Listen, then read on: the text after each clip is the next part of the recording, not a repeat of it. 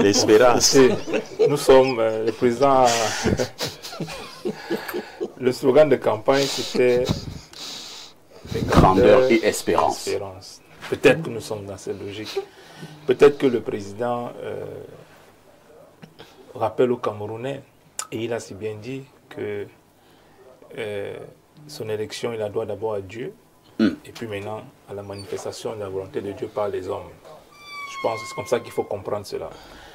Alors, moi j'ai suivi le discours, j'irai plus, hein, je aborderai certains aspects, peut-être que vous avez volontairement voulu, étant donné la condition que moi-même je me suis imposée à l'entame de l'émission, ou l'identité que j'ai voulu. Vous voulez déjà parler de l'école normale. Vous nous avez dit que vous n'étiez pas longtemps responsable. Mais c'est un citoyen camerounais. Et donc il apprend qu'aujourd'hui, le président a ordonné la réouverture du cycle doctoral dans les universités. Il faut dire que ça posait un gros problème. C'était arrêté, hein? Aussi bien depuis 3 ans, aussi bien pour nous, les enseignants, ou du moins les collègues qui sont encore maîtres de conférences, que pour les étudiants. Parce que dans le processus de changement des grades, pour passer de maître de conférence pour s'intituler, il faut avoir encadré les étudiants. Et donc j'ai des collègues qui étaient jusqu'ici bloqués à ce niveau. Et puis même sur le plan international, ça paraissait... C'est vrai que les raisons étaient objectives. C'est-à-dire? Il y a plein de raisons objectives. Qu'est-ce qui est objectif? Alors, vous savez, nous avons fait ce que le ministre d'État appelle souvent les camerounaiseries dans certaines universités. C'est-à-dire que vous avez des collègues qui parvenaient à vous produire des doctorats sur lesquels il fallait poser beaucoup de problèmes. Vous avez des collègues qui organisaient les jurys de thèse sans qu'on ait une autorisation de soutenance. Vous avez des collègues qui monnayaient l'encadrement des thèses par les étudiants et les soutenances des thèses. Mais si c'est le cas, pourquoi ne pas directement frapper les concernés? Non. Que d'arrêter pendant des années pour que de bloquer des étudiants en cycle doctoral. C'était très important parce que la gangrène était suffisamment avancée. Elle ne concernait pas. Maintenant qu'on vient de rouvrir, qu'on ira pour la production, non, parce qu'il y a un travail qui a été fait. On a enlevé tous les correcteurs. Oui, parce qu'il y a un travail qui a été fait. Il y a des enseignants qui ont été sanctionnés. Il y a des process. On a demandé désormais que les écoles de procédure et les écoles de doctorat soient respectées. Parce que rien n'expliquait qu'on a vu des universités. C'est-à-dire que quelqu'un s'est désinscrit dans une université en février, il va dans une autre et en juin, il soutient sa thèse. Ce sont des choses qu'on ne pouvait plus accepter. Et donc, il fallait d'abord arrêter tout cela et puis maintenant mettre ensemble des mécanismes. Il y a une enquête qui a été diligentée par les services du Premier ministre. Il y a un rapport qui a été fait, qui a été rendu. Certainement, ce rapport a été envoyé au président de la République. Et donc, il prend la décision politique de le faire. Très bien. Alors, je disais que je retiens de ce discours une certaine cohérence. Vous vous souvenez que avant l'élection présidentielle, il y a eu des rencontres au palais de l'Unité, qui ont même posé des problèmes. Des rencontres qui étaient présidées par le ministre d'État, secrétaire général de la République, qui ont même posé des problèmes au sein du gouvernement. C'est-à-dire qu'on ne comprenait pas, c'était une initiative personnelle. Est-ce que le président vous dit, écoutez, c'était un mécanisme que j'ai moi-même mis en place pour écouter... Est-ce qu'à un moment donné, professeur, je ne vous interromps pas, le président est venu mettre un terme à un débat? Parce qu'au niveau de l'opinion publique, beaucoup ont dit que c'était une initiative unilatérale du ministre d'État, le secrétaire général à la présidence, Ferdinand Ngongo. Mais le président vient de nous parler de cette initiative en disant que ces concertations ont été une bonne chose. Instruit c'est le président qui a instruit ces concertations pour avoir le pool. Maintenant, j'ai retenu aussi du président de la République qu'il a parlé d'unité. Il appelle les Camerounais à se mettre ensemble. Et la projection que je peux faire, c'est-à-dire je suis convaincu aujourd'hui, peut-être on le disait on le supputait, je suis convaincu aujourd'hui qu'on va vers un gouvernement d'union nationale. Parce que le président appelle tout le monde à l'aider à atteindre les objectifs qu'il a donc clairement définis, en mettant en avant les femmes et les jeunes. Et donc, contrairement à ce que François Mboké disait, il y a un ensemble de choses qui sont faites, mais pour lesquelles il n'y a pas une publicité administrative. Et c'est dommage. Je prends le cas de l'entrepreneuriat. Hier, par exemple, il y a eu une signature conjointe entre le ministère de l'Enseignement supérieur et le MINPEMESA pour le financement de 22 junior entreprises.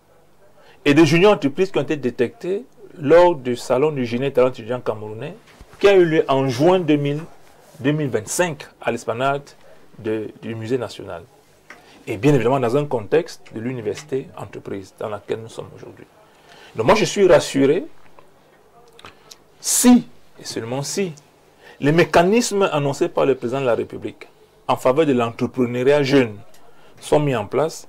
En réalité, ils viendront à la rencontre d'un ensemble d'initiatives disparates qui sont faites par le ministère, le MINPEMESA et le ministère de la Jeunesse. Et donc, si on a aujourd'hui une coordination nationale, j'ai bon espoir que dans les 2 ou 3 années qui arrivent, on aura certainement des champions issus des incubateurs, des incubateurs d'entreprises qui sont dans les universités, et même des projets qui sont portés individuellement par les étudiants. C'est également, pour finir, c'est l'occasion de saluer 2 choses. La réouverture des concours dans les écoles normales. J'ai dit cela doit se faire nécessairement en tenant compte d'un phénomène qui est mondial aujourd'hui. C'est-à-dire que la migration vers les pays occidentaux qui ont besoin de main-d'œuvre. Maintenant, il faut peut-être ajouter à l'ouverture des écoles normales, peut-être un meilleur traitement salarial qui va réduire la saignée, parce qu'on ne peut pas aujourd'hui empêcher à quelqu'un qui estime qu'il peut mieux vivre au Canada, en France, en Allemagne, de partir. Peut-être qu'il faut mettre un ensemble de... Pourtant, il y a eu une mesure dans ce sens il y a quelques mois. Oui, mais oui, il peut décider d'abandonner les avantages. Parce qu'en réalité, le problème, c'était qu'on partait au Canada, mais on gardait le salaire au Cameroun. Donc, si quelqu'un estime que... Il y a des mesures dans le style, lorsque vous êtes, par exemple, enseignant ici au Cameroun, on vous bloquait à l'aéroport. Ah oui, on peut passer on peut prendre la route, on va au Congo, on va au Gabon, et puis du Gabon, ce n'est pas normal. Oui, tout à fait. La restriction des libertés. Voilà. Mais écoutez, si l'État estime qu'on a investi sur un individu, et qu'il a peut-être un engagement décennal. Maintenant, vous ne mettez pas les conditions adéquates. C'est pour ça que je dis. C'est pour ça que je dis, au-delà du salaire, peut-être qu'il y a un ensemble de mesures qui doivent être prises. On parlait en off du Tchad. Une mesure qui a été prise au Tchad, par exemple, c'est que nous avons une structure comme le Crédit Foncier. Peut-être qu'il peut accompagner les jeunes sortis des écoles normales, de l'ENAM, de l'IRIC et tout ça, qui sont les accompagner pour que tout le monde puisse avoir un point de terre, pour avoir une maison. Un ensemble de facilités qui ferait que, une fois de plus, on ne peut pas empêcher aux gens de chercher le mieux-être ailleurs. Mais je pense qu'il faut mettre maintenant un ensemble de conditions qui permettent de contenir... Parce qu'il dit que ce que j'ai dit, trouver des failles, qui nous disent d'où l'État prendra, d'où viendra l'argent. Et les 22 projets dont il parle, c'est 420 millions qu'ils ont mis dans le projet que je connais. Alors, si chaque année, vous allez mettre peut-être tous les 2 ans, 500 millions, pour combien d'étudiants? Quelle est la masse critique que vous avez? Est-ce que vous avez fait une étude de faisabilité pour savoir le nombre de jeunes sortis de l'école de formation? Je ne parle même pas de ceux qui ont fait des formations professionnelles que vous pouvez encadrer. Est-ce que vous avez des chiffres? Et comment est-ce que vous avez classé donc en termes de budget et en termes d'encadrement des jeunes sur combien de temps? C'est de cela qu'il s'agit. Moi, quand je parle, je vois une tâche et je vois une stratégie pour y arriver. En une minute, j'évacue ça très rapidement. Si vous avez vous avez bien lu le communiqué, ce sont des étudiants issus des centres d'incubation des universités publiques. Ça veut dire qu'il y a un processus qui est là, il y a un processus de sélection qui est parti donc des incubateurs, c'est-à-dire l'État met de l'argent depuis des années dans les incubateurs, et puis maintenant on estimait qu'en réalité, une fois que ces enfants sont sortis, qu'est-ce qu'on fait? Parce que la conséquence, on s'est bien rendu compte de que quand ils sortaient des incubateurs, c'était au petit bonheur la chance. Malheureusement. Et donc, à partir de ça, on s'est dit, OK, On va sélectionner les meilleurs pour leur donner un accompagnement et puis on verra. Merci. De toutes les façons, on retiendra que les concours sont dorénavant ouverts du côté des écoles normales supérieures au Cameroun. Hugues François Onana, le président, dit également de manière claire que les joutes de l'élection présidentielle sont derrière nous. L'heure est actuellement au rassemblement. Le président a condamné de manière claire les discours de haine et il a justement attiré l'attention sur ce qui se passe au niveau des réseaux sociaux, mais également l'apport négatif de certains Camerounais de la diaspora. Alors, est-ce que le langage du président sera enfin entendu, lui qui martèle que l'élection présidentielle est désormais derrière nous? Merci beaucoup. Parfait. Je voudrais dire que le discours du chef de l'État, c'est un discours séduisant et pertinent. C'est un discours rassembleur. C'est un discours de paix. C'est un discours d'autorité et de responsabilité. Après l'avoir dit, je voudrais prendre segment par segment. Quand il dit que l'élection présidentielle est désormais derrière nous, c'est pour confirmer ce que je vous disais à l'entame de cette émission que... Vous l'avez dit en off, hein? Je l'ai dit. Ah, oh, je l'ai dit en off. Je croyais que je l'avais dit en direct. Maintenant, je le dis en direct. Le président de la République qui dit que l'élection présidentielle est derrière nous, c'est un message chargé de signification. Ça signifie que les revendications, les manifestations, les villes mortes ou cités vivantes, c'est derrière nous. Ça veut dire également que les problématiques qui étaient actuelles pendant l'élection présidentielle, c'est-à-dire que chacun cherchait à se positionner, ont changé en ce moment et il est question pour lui de réaliser, de donner un contenu concret aux promesses qu'il a faites aux Camerounais. C'est l'engagement solennel qu'il prend à travers son serment. Et il a également, j'ai aussi observé que le président a été très courtois vis-à-vis même de ses adversaires d'hier.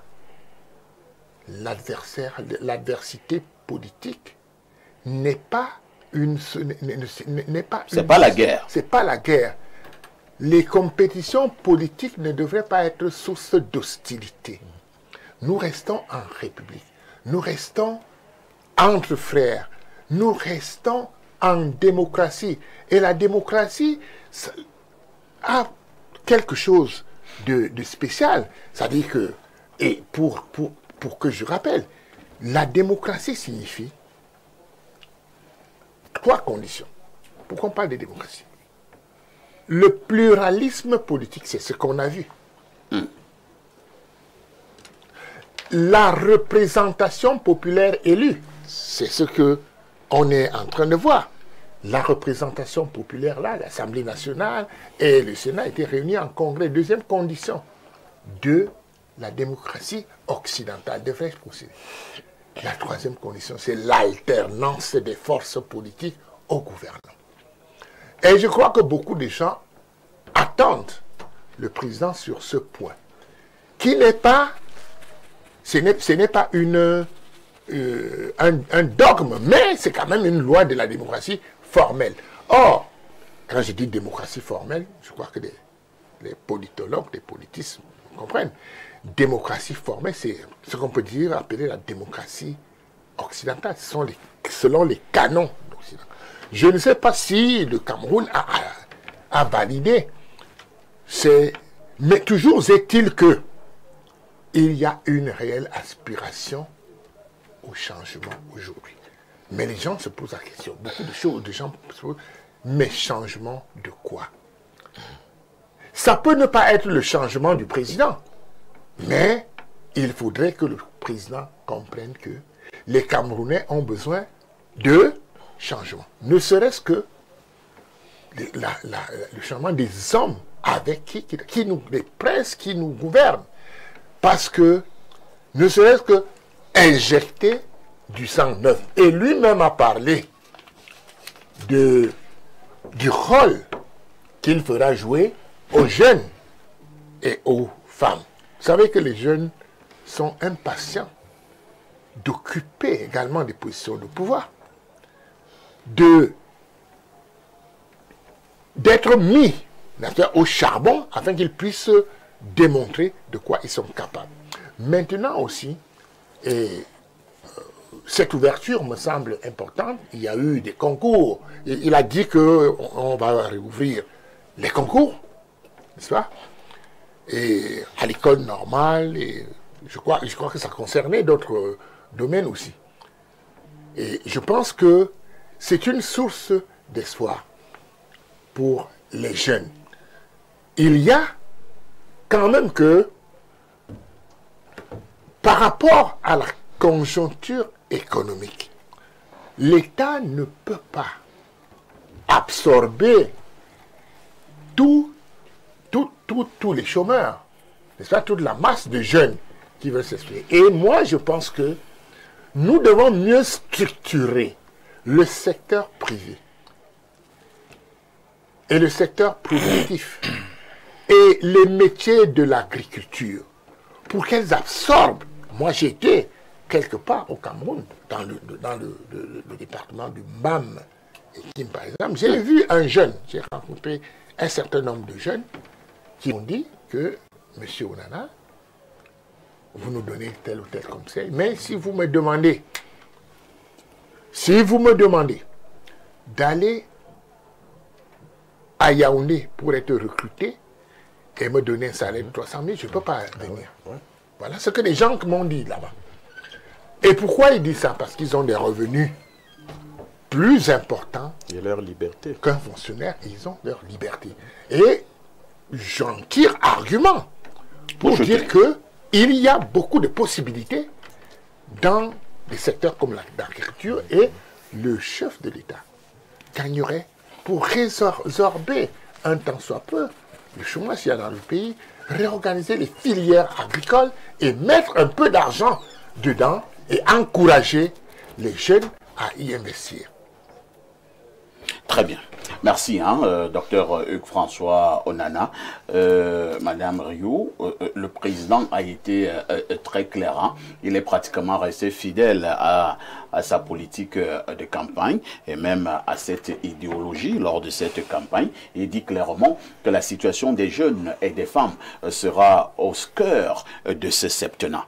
Donc ce septennat qui commence aujourd'hui, vous les femmes et les jeunes, vous serez au cœur, peut-être au cœur du président, vous serez dans le cœur du président de la République. Il dit que les jeunes devraient être protégés. Et parlant de cette protection, il a fait allusion à l'emploi. C'est juste encore des paroles de campagne, ou alors vous pensez que le président a compris les cris des jeunes et les cris des femmes? Si j'étais un pasteur, je devais dire, vous lisez les cerveaux. Parce que je suis ce discours avec beaucoup d'expectation, et quand j'écoute ces mots que vous venez de répéter, ça me donne beaucoup de joie, et la question reste encore sur mon cerveau. En 2018, le président avait parlé des jeunes. Il a parlé de l'agriculture. Aujourd'hui, nous sommes au secteur de l'environnement, et beaucoup de jeunes, je vous assure, se sont lancés dans l'agriculture. Voilà la vérité face à ce que nous en avons vu. Beaucoup de jeunes n'ont même pas de terrain. Beaucoup de jeunes n'ont même pas accès aux propriétés laissées par leurs fins parents. De fins parents, merci beaucoup. Beaucoup de ces jeunes qui ont même un petit terrain pour cultiver n'ont pas de matériel. Et la question c'est, les ressources vont sortir d'où pour développer les ressources nécessaires pour que cette idée, ce sujet d'agriculture soit un sujet pour développer notre nation. Et ces jeunes se sont découragés.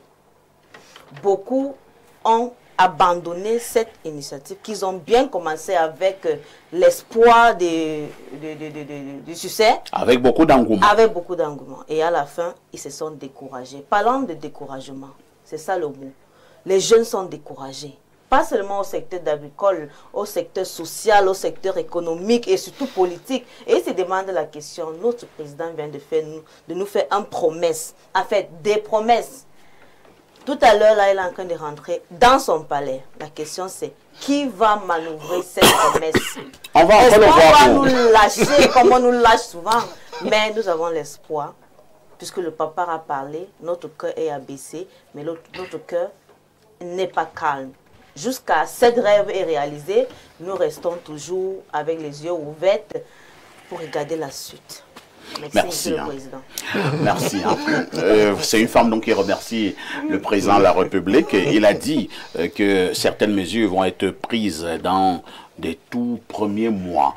Je me retourne vers l'homme politique, l'un des hommes politiques sur ce plateau, Martin Monofon. Le président de la République dit clairement que la lutte contre la corruption va s'intensifier.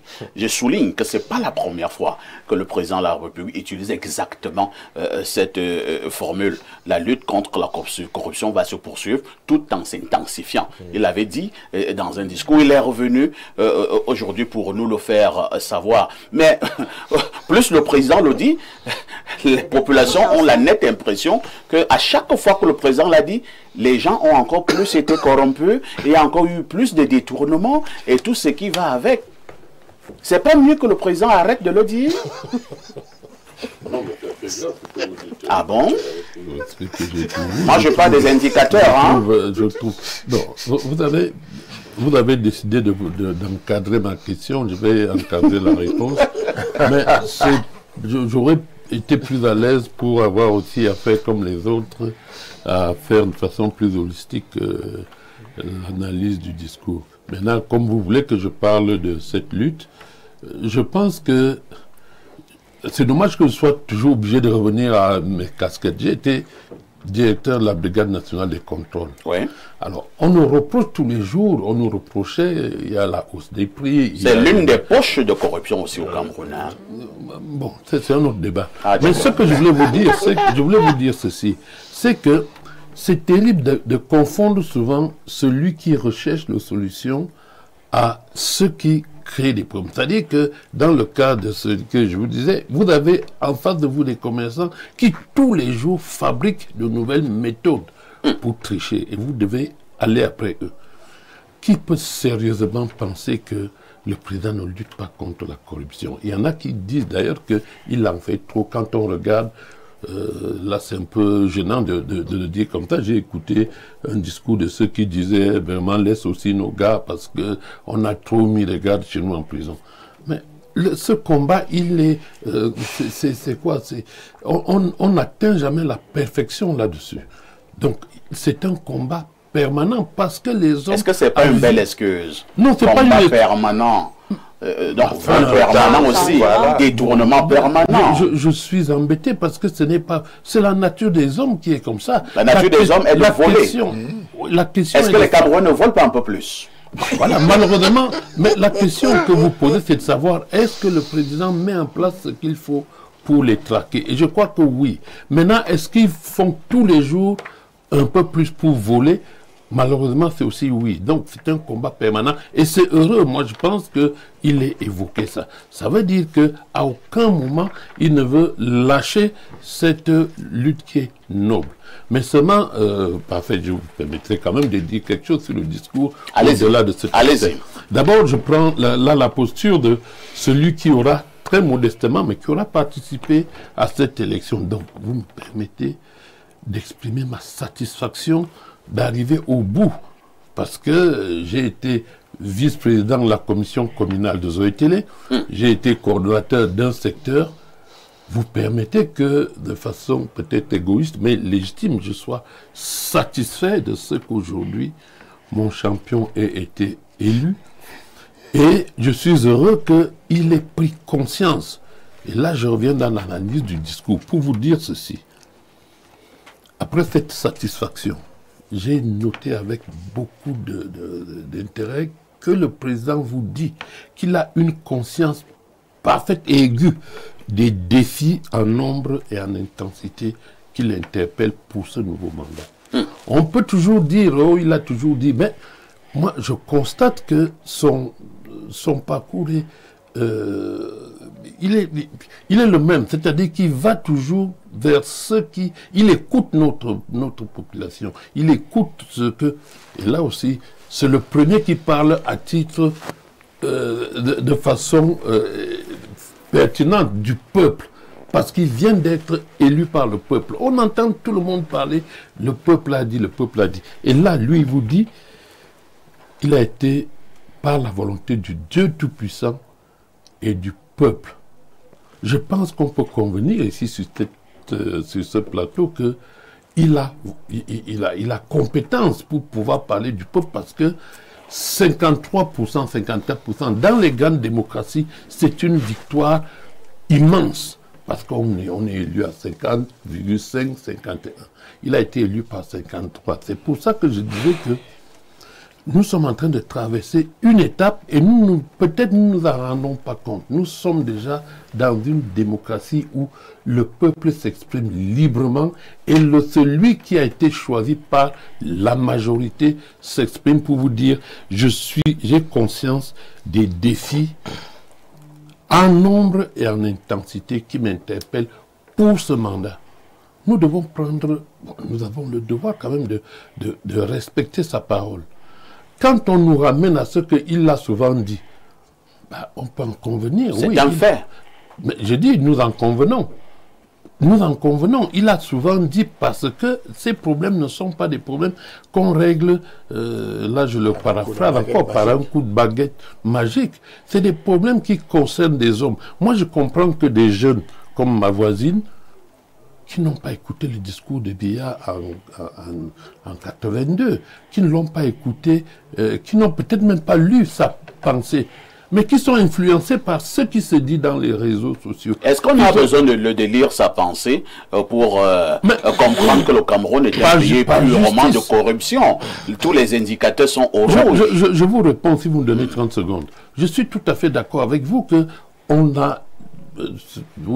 est conscient des difficultés, y compris lui. C'est ce que je lui-même l'a reconnu. Hein? Il a reconnu. Donc, ces problèmes existent. Moi, j'étais très heureux de la chute de ma voisine qui dit qu'elle espère donc maintenant que, comme il a dit, il va prendre des mesures. Mes prédécesseurs ont dit beaucoup de choses que j'aurais pu dire autrement, mais qui sont tout à fait pertinentes. Nous ne pouvons pas juger quelqu'un... Oh oui, mais enfin, toujours, je suis tout... Donc, on n'a pas besoin de tout ce qu'il a dit dans le discours. Hein. Non, je ne le fais pas. Sinon, on fera tout. J'évoque ce qui... Prenons les points essentiels. Ce qui est la lecture du verre à moitié plein. Parce que tout le monde lit ici le verre à moitié vide. C'est-à-dire qu'on évoque ce que nous tous, nous vivons. Moi, je vis très bien les difficultés de mes enfants, les difficultés des femmes et des jeunes. Je les vis comme tout le monde. Mais je scrute les possibilités qu'il y a de trouver des solutions. La seule chose sur laquelle nous sommes d'accord, c'est que ce changement doit passer par un minimum de changement de personnes, un minimum de changement des acteurs. Et je pense qu'il a largement ouvert des brèches de ce point de vue. Et moi, je suis optimiste sur ce qui va se faire.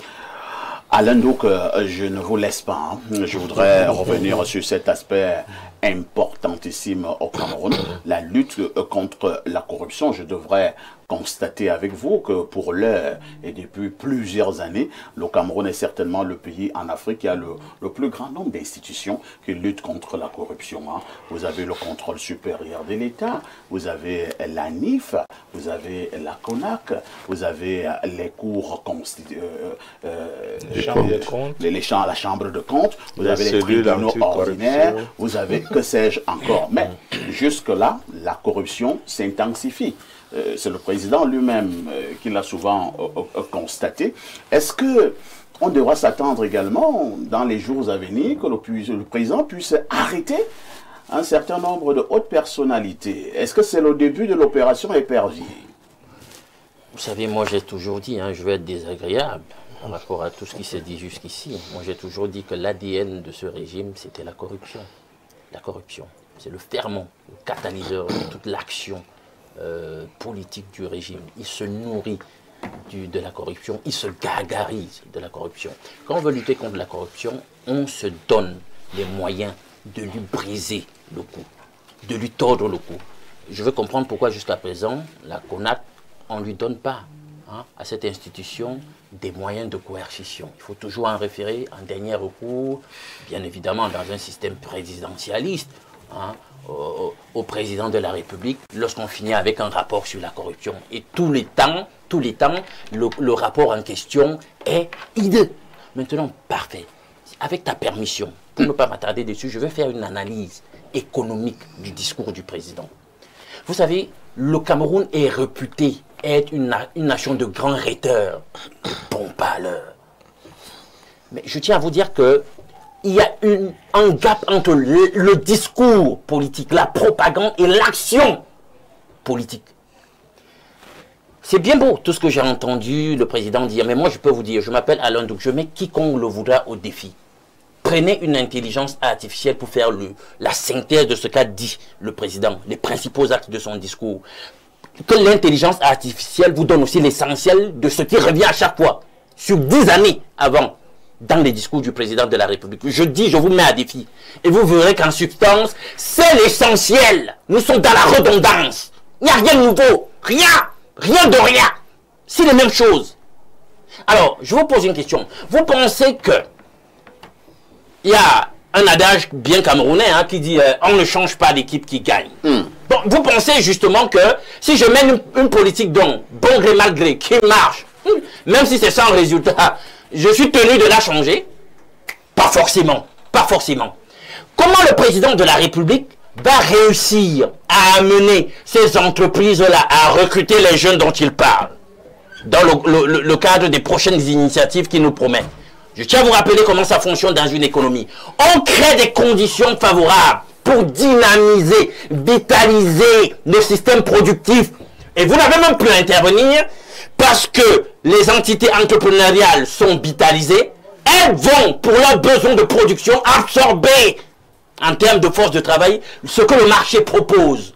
Il faut qu'on soit clair là-dessus. Alors, dans le contexte camerounais, 99, je cite leur chiffre, 99,8% du tissu productif camerounais est constitué de PME. Maintenant, allez voir l'espérance de vie des PME au Cameroun. 80% d'entre elles font faillite au bout de 5 ans. Et le président me dit que c'est dans le même contexte, au regard des chiffres qui viennent de lui-même, de ses services, qu'il dit qu'il va réussir à faire recruter ces jeunes par les entreprises. Vous êtes pessimiste. Par quel tour de passe-passe? Comment? Toi, tu vois ça comment? C'est encore un discours de campagne. Non. On est dans la propagande politique. Et Jacques Chirac disait, bah écoutez, les promesses politiques et tout ça, ou électoralistes, n'engagent que ceux qui y croient. Et moi, je pense que ça n'engage... est finie. Non, mais est-ce que Paul Biasson, un politicien, il est toujours dans le marketing de soi. Bien maintenant, regardez le secteur de production primaire chez nous.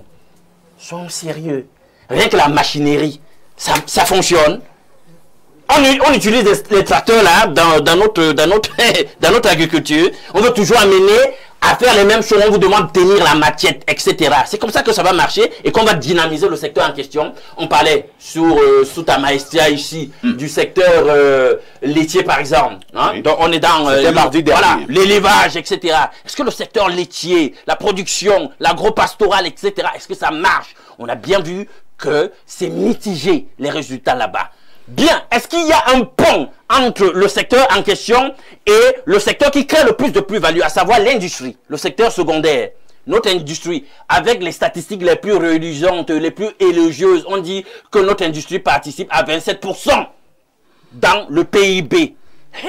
Alors, donc, il n'y a même pas une passerelle pour transformer ce que nous n'arrivons même pas déjà dans le secteur primaire à produire. Comment on va créer la richesse qui permettra qu'on se permette ces recrutements à tout va?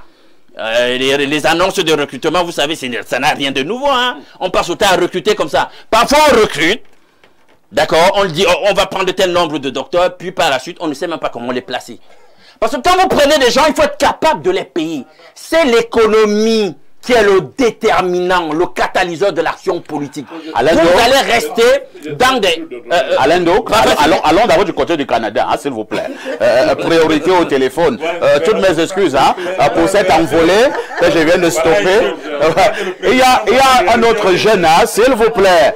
Il y a un autre jeune qui nous appelle du Canada, bien qu'il soit enseignant d'université du côté de Montréal. Et ça tombe bien parce qu'il est également économiste. C'est ce qu'il enseigne là-bas aux Canadiens. Docteur Mbada, bonjour. Bonjour, parfait. Bonjour à votre panel. Je présume que vous avez écouté, comme nous, le discours d'investiture du président de la République du Cameroun, Paul Biya. Je vous accueille avec ce point sur le plan économique. Sur ce plateau, certains parlent d'espoir, mais d'autres pensent qu'au niveau économique au Cameroun, nous sommes à la traîne et que le président Paul Biya, c'est du déjà entendu. Réaction. Bon, parfait, il faut bien commencer quelque chose. J'ai bien entendu ce que M. Ndo vient de dire, le fait que nous devions aller plus au niveau du développement de notre politique industrielle. Je pense effectivement qu'on a un gros problème au niveau de l'offre de travail. Au niveau de la demande, les jeunes, on a une masse critique qui est là, qui est importante. Et quand j'ai entendu le discours du président de la République, je me suis dit, c'est un début, mais effectivement, j'ai bien peur que ce soit peu par rapport à l'échelle des besoins.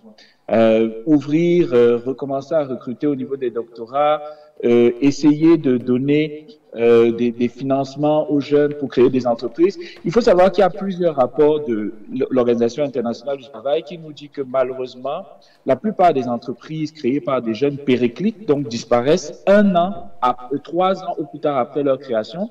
Et pourquoi? Parce que généralement, les promoteurs de ces structures-là assument tous les rôles. Ils sont comptables, ils sont chauffeurs, ils sont planificateurs, ils sont... donc, ça ne leur permet pas malheureusement de se déployer et de bien utiliser leur talent. Donc, moi, je suis comme beaucoup, je suis convaincu qu'aujourd'hui, il faut avoir une politique industrielle ambitieuse et que peut-être il faut utiliser le septennat non pas pour essayer d'avoir des gains politiques à court terme, mais essayer de poser les jalons d'une transformation économique qui va porter des fruits à moyen et à long terme. Je pense qu'il faut sortir de cette immédiateté, parce que dans le discours du président de la République, j'ai quand même senti qu'il y avait une urgence, une fin d'agir, et ça, je trouve que c'est un point positif, la nécessité d'être dans l'action, parce que je pense qu'aujourd'hui, beaucoup de nos compatriotes sont très déçus par le discours politique et ont vraiment besoin qu'on mette, qu'on mette en action ce que nous avons déjà eu dans le DSCE, dans la stratégie nationale de développement 2030, dans la vision 2035. On est les champions du monde des plans, des stratégies, de tout ce que vous voulez, mais aujourd'hui, il y a un seul mot, l'action, l'action, l'action. Docteur Eric Mbada, est-il encore possible que nous puissions rêver dans un pays d'atteindre cette affaire d'une économie à 2 chiffres? Je ne sais pas si parfait vous avez vu le dernier rapport du MINEPAD sur la productivité, un excellent rapport qui mettait en phase justement les chiffres de la croissance et de l'inflation. Et quand j'ai vu ça, j'ai pensé à un papier que le professeur Bokolo Ebia a partagé sur LinkedIn où il parlait de croissance appauvrissante. C'est-à-dire qu'il disait que nous faisons de la croissance, mais quand nous ramenons ça dans le réel et que donc nous faisons la soustraction avec l'inflation, on regarde par exemple que la charge de l'État augmente, Docteur, que le niveau général du prix augmente. Donc est-ce qu'on va atteindre des taux de croissance à 2 chiffres? Actuellement, la structure de l'économie ne le permet pas. Docteur Mbada, oui. Vous dites, vous avez cité le professeur Bokolo Ebia qui était très sceptique. Il est un as en économie qui critique de manière acerbe l'économie du Cameroun. Lorsqu'il était recteur, est-ce qu'il avait fait ce constat? L'économie est à genoux depuis 2 ans au Cameroun? Parfait. Il faut qu'on ait un momentum. Il faut qu'on ait un momentum. Si on dit qu'on veut établir, pointer du doigt les uns et les autres, on ne va pas avancer. Le président de la République aujourd'hui a une posture de dire de main tendue. Mobilisons-nous et avançons. Il a dit aujourd'hui, et je le cite, et je veux le prendre au mot, je suis prêt à travailler avec n'importe qui, ma main est tendue. Je vais ouvrir, je vais donner des places aux jeunes. je vais travailler avec les gens de la diaspora. Je veux le croire, je suis un démocrate, nous donnons la parole, nous donnons la chance aux coureurs. Si nous ne donnons pas la chance aux coureurs, ça ne vaut plus la peine d'avoir un système démocratique. Nous devons le prendre au fait et nous devons penser que ça reste possible et mettre notre énergie pour développer le pays. Nous n'avons pas deux pays, donc nous devons réussir. Nous sommes condamnés à réussir. Docteur Eric Mabada est enseignant d'université du côté de Montréal. C'est un valeureux Camerounais. Info TV te dit merci. Merci, parfait. Bonne journée à vous. Alain Douk, c'est vous qui aviez la parole, vous la récisissez et vous ferez un effort déterminé en moins d'une minute. D'accord. Et vous voyez, on peut chuter comme ça, notamment aussi sur le secteur secondaire. Dites-moi un peu. Il est plutôt dynamique, ça je le concède chez nous. Mais comment va-t-il atteindre la vitesse de croisière dans un contexte où l'Internet est là? Je ne sais pas comment le qualifier, et où il n'y a pas d'énergie. Et justement, quand il n'y a pas d'énergie, oh là là, qu'est-ce que l'industrie finalement pourra faire? Rien du tout. Au moins 3 à 4 fois la semaine, on me déleste. Ça, c'est au niveau des ménages. Dans un tel contexte, qu'est-ce que l'industrie peut faire? Quand déjà on vous dit que même dans la zone industrielle, à Douala, la Bonabéry, il y a les mêmes délestages. Attendez les amis, et on vous dit que c'est vraiment dans le contexte en question qu'on va recruter les gens à tout bas. Vous savez pourquoi ils disent ça? Ils vont continuer à faire les mêmes choses qui ne marchent pas. C'est-à-dire continuer à nous enfoncer dans l'endettement. Parce qu'au niveau de l'intelligence économique des gars, c'est sclérosé. Ils vont continuer à faire les mêmes choses qui ne marchent pas. Aller nous tirer vers le bas, nous asservir auprès des institutions de Bretton Woods et à nous asphyxier par l'imposition. Voilà tout ce qu'ils savent faire. Or, l'économie ne pourrait pas se réduire à cela. Il faut une véritable prospective de l'intelligence économique. Non, c'est clair, c'est clair. Merci. Alors, on a compris. Et il y a Martin Monofon qui n'est pas du tout d'accord avec toi. Hein. Il estime que vous avez un discours alarmiste. Mais il a le droit, je veux dire, c'est un peu ce qui est partagé par ta génération. Mais c'est du populisme? Dans l'autre sens, quoi. C'est du populisme négatif. C'est-à-dire qu'en réalité, il lit tout dans le sens négatif. Nous avons une voix tout en noir. Oui, nous avons une voix tout en noir. Vous savez, il faut faire des analyses holistiques, globales. Notre population, regardez notre pyramide des âges, hein, vous allez vous rendre compte que nous avons effectivement une jeunesse qui est immense. Évidemment, ça appelle beaucoup plus ça en appelle plus pour préparer les conditions de leur intégration dans la société, surtout dans le secteur productif, le secteur économique. Mais nous partons d'une situation où les jeunes pensaient, et leurs parents avec, que la fonction publique était l'aboutissement d'une vie réussie. Ce n'est plus ce n'est plus vrai. C'est pas vrai. Ça, en réalité, ça n'a jamais été vrai. C'était circonstanciel. On avait l'impression qu'on pouvait faire beaucoup. Parce que la demande existait. Il manquait des instituteurs, il manquait des professeurs, il manquait de médecins. Aujourd'hui, nous avons la preuve au Cameroun qu'on peut être médecin et être chômeur. Donc, il faut changer. Mais est-ce que c'est beau quand vous le dites? Mais ça donne les larmes aux yeux. Hein. Au Cameroun, on peut être médecin et être chômeur. Mais comment un médecin peut-il chômer en réalité? Mais la bonne question... Parce qu'il n'y a pas d'emploi, docteur. Si vous me laissiez finir, c'est parce qu'on a toujours l'impression qu'on ne peut être médecin que pour être directeur d'un centre de santé ou ainsi de suite. Mais un médecin, c'est une profession. Et ça, je suis content du discours du président. C'est une profession qui appelle à pouvoir, décider de créer de l'emploi. Avec les moyens? Voilà la bonne question. Et là, je dis aujourd'hui, il en a parlé. Peut-être qu'on n'a pas écouté le discours entièrement. Il a parlé des moyens qui doivent être mis en place pour qu'un médecin qui n'a pas la possibilité d'entrer dans la fonction publique, parce qu'elle ne peut de toutes les façons pas prendre la fonction publique, pas prendre tout le monde, mais qu'on puisse avoir un meilleur comment dire, une géographie de notre santé qui permette, là où il n'y a pas de... d'avoir des... Et il y a beaucoup de personnes qui vont intervenir. Rapidement. La région de Monofon fait lever 4 doigts sur le 6. Donc vous comprenez que... Parce que c'était une digression. J'ai pris l'exemple du médecin. J'aurais pu prendre n'importe quel...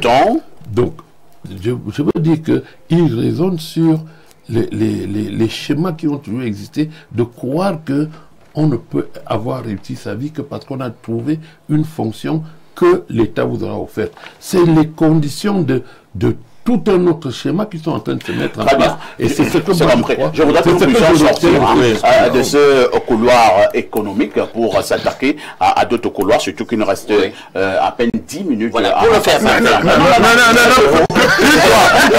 D'abord, le docteur François Nana. Oui, moi je voudrais dire que je comprends le discours... deux générations. Une génération. Je le comprends. C'est tout à fait normal. Il n'y aura pas de conflit des générations. Je crois que à leur place, nous tous ici, on ferait la même chose. Voilà. Mais il faut toujours savoir raison garder. Voici le président qui prend un nouveau mandat, engagement, et prend des engagements. Il faut que ce qu'il a dit, ces promesses, qu'on essaie de le prendre au mot, qu'on essaie de l'encourager à aller jusqu'au bout. C'est pour cela que les gens qui accompagnent le président, c'est surtout à eux que nous les jeunes, parce que comme l'aîné disait tout à l'heure, il a parlé de, il a pris l'exemple d'un médecin, c'est un exemple parmi tant d'autres. Et je voudrais convoquer ici l'expérience d'un de nos voisins, le Nigeria. Je crois que vous, qui êtes ma fille, vous connaissez bien le Nigeria. Là-bas, le chômage ne s'absorbe pas principalement dans les rouages de l'État. C'est-à-dire, chacun a son business dans les pays anglo-saxons, au Nigeria, et même chez les anglophones. C'est pour cela que, comme on parlait tout à l'heure, je suis heureux que le président ait parlé même un peu de la crise anglophone, même pas un peu, il a parlé de ça. Je crois que nous avons beaucoup de choses à tirer de nos amis, de nos frères anglophones. Par exemple, cette affaire de baser tout sur l'État. C'est pas seulement sur l'emploi. Moi, je suis souvent séduit par la manière dont les anglophones s'organisent dans leur ville, dans leur communauté. Propriété, l'accueil. Ils ont parfois eux-mêmes surtout les femmes, les solutions à leurs propres problèmes. On doit aménager un puits ici. On doit organiser un champ communautaire. On doit faire ceci. On doit faire... Très bien, c'est compris, docteur. Je voudrais chuter. Oui, chutons rapidement, docteur. Je voudrais chuter. Tout en payant les impôts qui doivent le faire. Oui, je voudrais chuter en disant que, franchement, comme c'est un nouveau départ, nous devons faire confiance à notre président. Je crois qu'il comprend les cris qui s'élèvent de partout. Monsieur le Président, le peuple vous a confié un mandat et c'est à vous maintenant de jouer. La balle est dans le camp du président. La balle est dans votre camp, Monsieur le Président. La balle est dans votre camp. Surtout que les messages envoyés lors de ce scrutin ont été clairs, messages émanant du peuple camerounais. Professeur Boyole, je voudrais qu'on sorte un peu de ce couloir économique pour attaquer le domaine de la sécurité, sauf cas de force majeure. Oui, juste une précision pour dire Alain. Donc, en réalité, les incitations, il y a un ensemble d'incitations qui sont mises en place pour les entreprises qui recrutent ces jeunes-là. Je vous ai parlé, l'exemple, la loi d'orientation de l'enseignement supérieur prévoit par exemple que les entreprises qui recrutent ces enfants peuvent faire l'objet d'exonération. Il y a un dispositif qui est déjà qui est mis en place. Le président ne parle pas au hasard. Maintenant, je dis, il faut aujourd'hui aller plus loin, c'est-à-dire que de pouvoir dire au ministère des Finances qu'il y a une loi de l'orientation. Le ministère des Finances, c'est lui liant. Non, je veux dire, maintenant, il faut mettre ça en place. Sauf que l'impôt général synthétisé ne fait pas du bien aux très petites entreprises, aux PME. Maintenant, autre chose. Je comprends bien qu'il y ait un pessimisme généralisé. Non, c'est les faits. Il y a un pessimisme généralisé. Pollution de l'environnement général des affaires. C'est pas moi qui le dis. Mais je peux te rassurer d'une chose. Vous l'admettez. C'est que je peux te rassurer d'une chose. Les petites expériences que j'ai au ministère de l'Enseignement supérieur veulent que depuis 2017, nous détectons les étudiants porteurs de projets. Nous créons des entreprises. Qui meurent au bout de 5 ans. Ah non, alors là, pas du tout. Parce que celles que vous avez... Oui, non, les statistiques sont là pour faire... Avec, bien avant, on vous établit, on dit, ok, voilà le résultat auquel vous devez aboutir. Mais moi, je parle d'expérience, je parle de faits. Aujourd'hui encore, nous avons 22 entreprises. Les plus jeunes ont été créées en 2022. Les plus anciennes en 2017. Elles font du chiffre. Il s'agit tout simplement de trouver un encadrement. Très bien. On ne peut pas généraliser ça. Donc, je pense qu'il faut... Parfait. Est-ce qu'on peut crédibiliser ce discours dans un contexte où l'économie est extravertie? J'ai dit une fois. Mourons, moribond. Les gens passent autant à importer. Non, ça fait là. Comment tu dis non? Je te dis une fois de plus. Moi, je dis une fois de plus. Moi, je dis une fois de plus. C'est pas mon temps que tu dois. Nous avons les évidences. C'est un peu de nier les évidences. Du coup, je prends juste un exemple. Les secteurs d'activité pour les entreprises que nous avons, sur lesquels nous avons misé, sont les secteurs d'activité qui trouvent un ancrage. Non, nous lisons d'abord quelques messages. Monsieur Aïssi, dites aux gens du RDPC que les enfants sortis des écoles supérieures depuis 2023 n'ont pas de salaire. S'il vous plaît, lisez mon message. Je pense que je vais faire